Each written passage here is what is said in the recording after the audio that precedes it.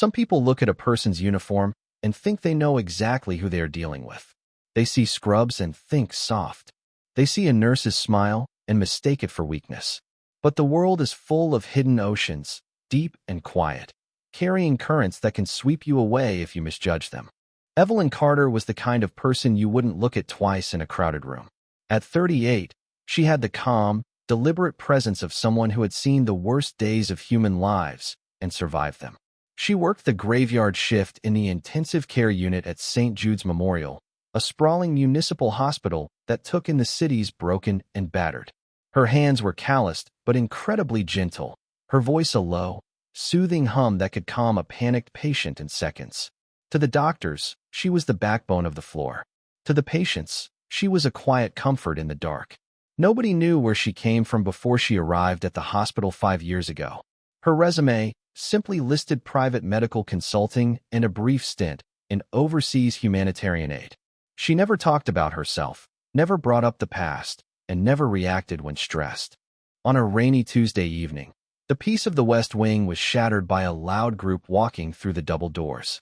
It was a local martial arts team, fresh off a regional tournament victory, celebrating loudly and bringing their energy into a space meant for healing.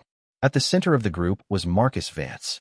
At 23, Marcus was a prodigy, a third-degree black belt in Brazilian Jiu-Jitsu, heavily built, muscular, and carrying the kind of absolute arrogance that comes from never losing a fight in his adult life. He had sustained a deep laceration across his forearm during his final match, a jagged cut from a broken trophy edge that needed immediate stitching. He was surrounded by 3 of his training partners, all of them laughing, video recording on their phones, and treating the hospital corridors like an extension of their gym. Evelyn was at the nurse's station, reviewing charts, when the noise level spiked. She stood up, her posture straight and relaxed, and walked over to the group. She didn't raise her voice, but spoke with a steady clarity that carried over their laughter, asking them politely to lower their voices out of respect for the sleeping patients. Marcus didn't take her seriously. He looked her up and down, noting her oversized scrubs, her tired eyes, and the slight silver gray touching her hair at the temples. He laughed, telling his friends that the hall monitor was giving them a hard time, and demanded to see a real doctor who could fix his arm quickly because his time was valuable. Evelyn didn't blink. She calmly directed Marcus to treatment room 4 and told his friends they needed to wait in the main lobby. The friends complained, but Evelyn's unmoving gaze held a strange weight that made them step back without quite understanding why. Marcus, annoyed by her lack of deference, marched into the treatment room and slammed himself down onto the examination table. When Evelyn walked in carrying the suture tray, the tension in the small room was already thick. Marcus was looking at his phone, muttering about the slow service, completely ignoring her presence as she began setting up the sterile field. As she cleaned the wound, Marcus winced slightly, his pride stung by the sharp sting of the antiseptic. He looked at Evelyn's hands, which were steady and efficient, and tried to assert his dominance. He asked if she even knew what a real injury looked like, bragging that he had taken down a guy twice his size to win the championship belt that night. Evelyn remained silent, focusing entirely on her work, threading the needle with practiced precision. This silence annoyed Marcus even more. He felt ignored, challenged by her complete lack of interest in his achievements. He began making passive-aggressive comments about how easy her job must be, just sitting around waiting for real men to come in with real injuries.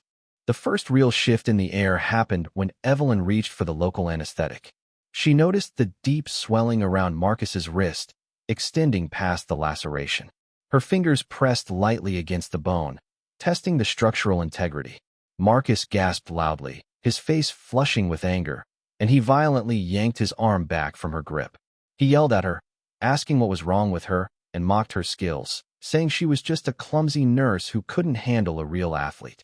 Evelyn stood perfectly still, her hands resting by her sides, her eyes locking onto his with an intensity that caused Marcus's voice to trail off for a split second. She told him calmly that his radius had a hairline fracture and that if he kept moving it recklessly, he would cause permanent tendon damage.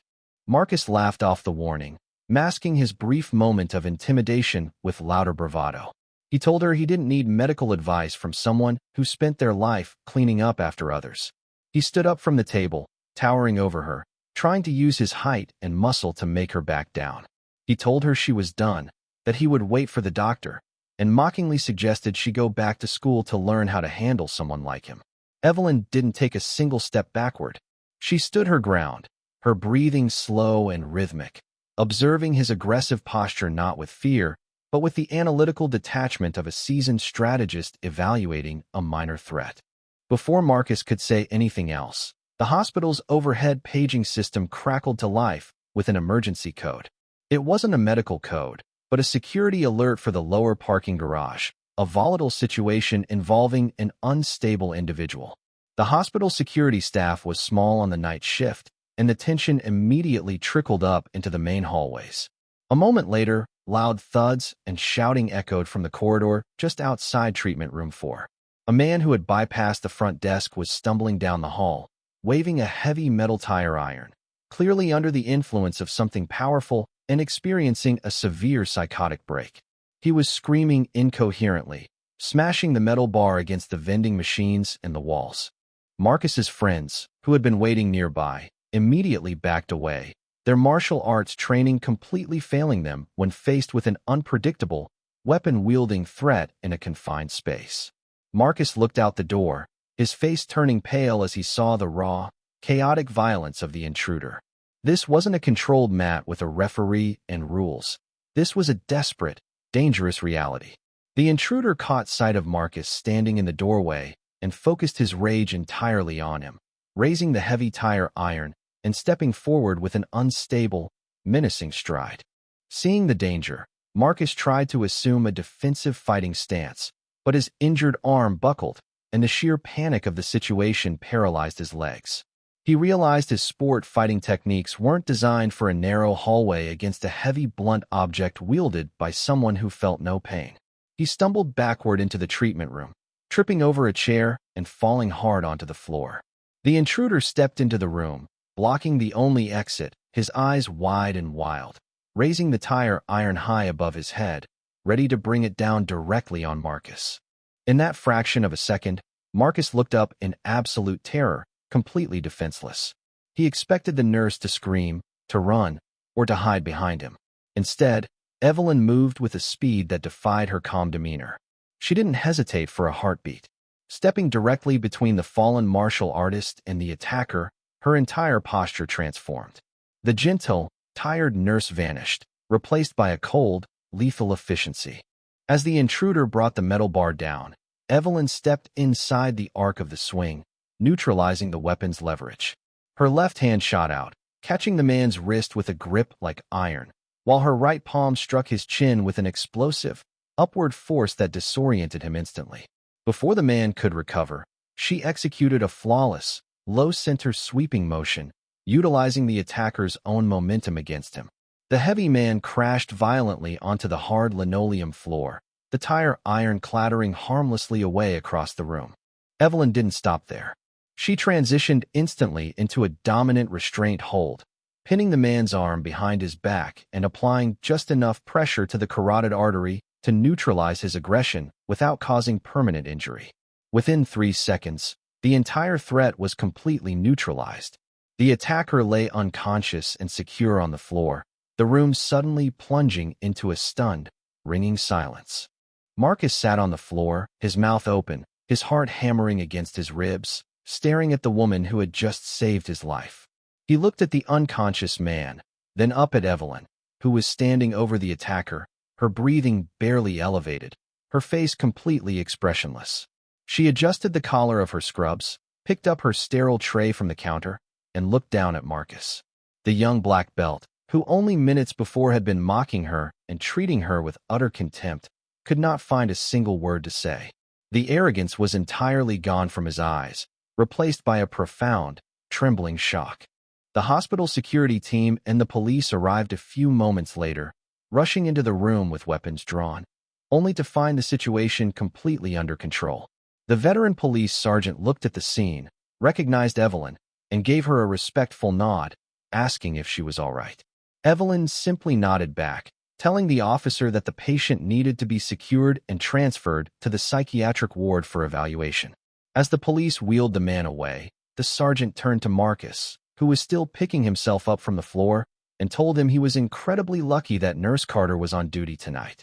Marcus, his voice shaking, asked the sergeant how a nurse could possibly do something like that. The sergeant looked at Evelyn, who had already gone back to cleaning the room, and then lowered his voice, telling Marcus that Evelyn wasn't just a nurse. Before she went into medicine, she was one of the first women to complete the rigorous training and serve within the elite Navy SEAL support units, specializing in combat medicine and high-risk extraction. She had spent a decade operating in environments where survival was measured in milliseconds, facing threats that made a martial arts tournament look like a playground. The revelation hit Marcus like a physical blow. The realization of how deeply he had misjudged her, how pathetic his arrogance must have looked to someone who had faced real warfare, filled him with a crushing sense of shame. He slowly walked back to the examination table, sitting down quietly, completely humbled. His friends gathered at the doorway, whispering in awe, no longer filming. Their previous bravado completely vanished. Evelyn walked back into the room with a fresh suture kit. The air between them had completely changed. There was no mockery, no pride, no grandstanding. Marcus sat perfectly still, holding his arm out, his head lowered.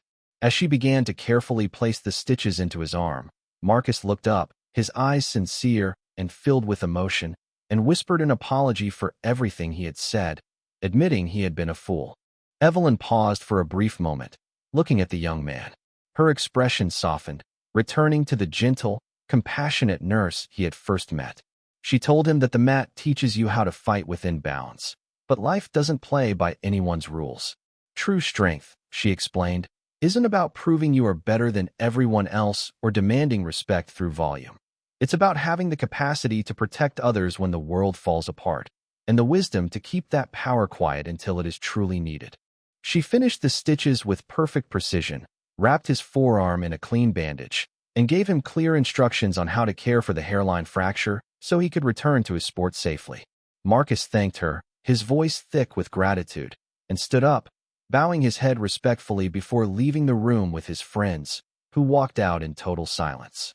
As the hospital returned to its quiet, late-night rhythm, Evelyn walked back to the nurse's station and picked up her charts, the rain still tapping softly against the window pane. The uniform she wore didn't define her limitations. It defined her choice to heal rather than to hurt. She had nothing left to prove to the world, because the most dangerous people are often the ones who choose to be gentle.